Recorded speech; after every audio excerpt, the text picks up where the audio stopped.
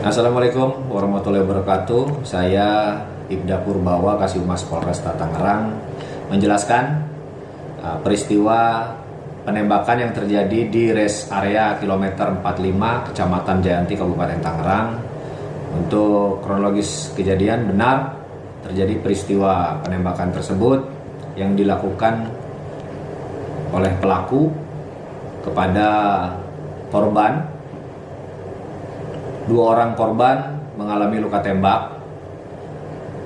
Kapolresta Tangerang bersama Kasat Reskrim dan jajaran langsung terjun ke TKP untuk mengecek peristiwa kejadian tersebut dan mencari alat bukti yang berada di TKP untuk mengungkap peristiwa kejadian tersebut. Untuk korban dalam kejadian penembakan tersebut ada dua orang. Satu orang berinisial I, berusia 48 tahun, mengalami luka tembak di bagian dada, kemudian meninggal dunia di Rumah Sakit Umum Daerah Belaraja. Dan satu orang berinisial R, berusia 60 tahun, mengalami luka tembak di bagian ketiak atau bahu. Saat ini masih dalam perawatan intensif di Rumah Sakit Umum Belaraja, kemudian dirujuk ke Rumah Sakit Cipto Mangunkusumo, Jakarta.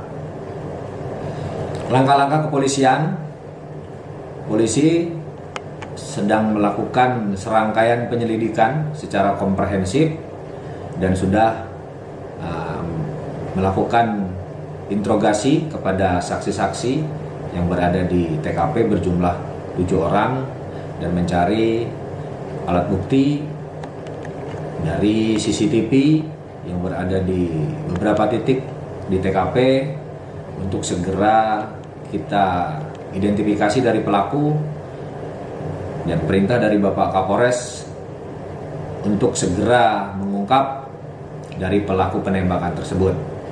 Kami mohon doanya agar pelaku penembakan tersebut bisa segera kita tangkap. Terima kasih. Wassalamualaikum warahmatullahi wabarakatuh.